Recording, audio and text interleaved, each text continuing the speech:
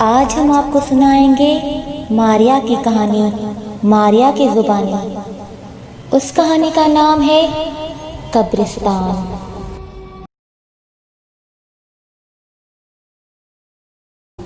ذرا دل تھام لے، یہ کہانی شروع ہوتی ہے 2001 سے۔ میں اپنی فیملی کے ساتھ کچھ ہی دن پہلے کراچی سے حیدرآباد شفٹ ہوئی تھی۔ میرے والدین کا تبادلہ کراچی سے حیدرآباد ہوا تھا، جس کی وجہ سے میری پوری فیملی کو حیدرآباد شفٹ ہونا پڑا۔ یہ بات تقریباً 2001 کی ہے، تب کیونکہ اتنی آبادی نہیں تھی۔ جس گھر میں ہم شفٹ ہوئے تھے اس کے ساتھ ہی تھوڑی سی جگہ چھوڑ کر قبرستان تھا، جبکہ دوسری جانب بھی خالی پلاٹ تھا اور اس کے سامنے بھی خالی پلاٹ تھا۔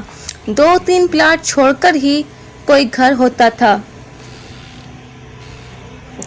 میری پوری فیملی میں میرے امی ابو، ایک بھائی بھابھی اور ان کے 2 بچے تھے۔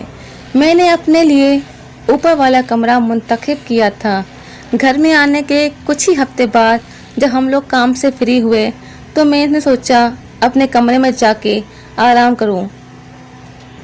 جب میں نے کھڑکی کھولی تازہ ہوا کھانے کے لیے تو میں نے کیا دیکھا کہ میری پوری فیملی قبرستان میں کھڑی تھی۔ میں کھڑکی سے دیکھ کر ڈر گئی، کیونکہ میری کھڑکی سے قبرستان صاف دکھائی دے رہا تھا۔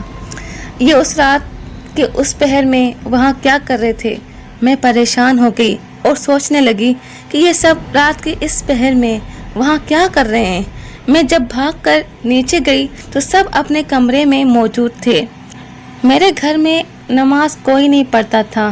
میں نے سوچا ہو سکتا ہے کہ یہ میرا وہم ہو، مگر گزشتہ 4 دنوں میں نے سب کا بدلا ہوا رویہ نوٹ کر رہی تھی۔ جب اپنی امی کے پاس جاتی تو وہ مجھے اس طرح گھور کے دیکھتی رہتی تھیں کہ بس، اور جب بھابھی سے بات کرتی تو اس کی باتوں سے ایسا لگتا تھا کہ وہ مجھے جانتی ہی نہیں ہے۔ ہفتہ پہلے جب امی کچن سے فارغ ہو کر کمرے میں گئیں آرام کرنے کے لیے اور بیڈ پہ لیٹ گئیں، میرے ابو بھی اس وقت کمرے میں نہیں تھے۔ اچانک امی نے محسوس کیا کہ امی کو ایسا لگا کہ امی کے پاس کوئی کھڑا ہے۔ میری امی نے جب آنکھیں کھولیں تو کوئی بھی نہیں تھا۔ امی نے اپنا وہم سمجھ کر کروٹ بدل لی۔ آئینے میں ایک نہایت بدصورت شکل کی عورت کھڑی تھی۔ اس کی آنکھیں سفید، مکمل چہرہ ہر جگہ خراشیں تھیں۔ پیٹ میں کھنجر لگا ہوا تھا جس میں سے تازہ خون بہہ رہا تھا۔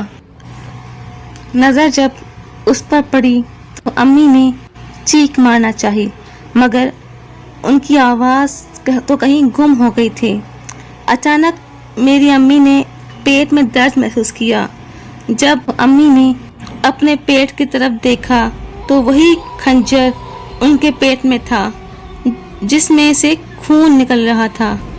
اس عورت نے اپنے پیٹ میں سے آنت نکال کر کھانا شروع کر دی۔ میری امی کے منہ میں بھی آنت خود بہ خود آ گئی جو وہ چبانے لگی۔ ذرا دل تھام لے، ماریا کی کہانی میں آگے کیا ہوا؟ یہ جاننے کے لیے ماریا کی کہانی، ماریا کی زبانی کی دوسری قسط ضرور دیکھیے گا۔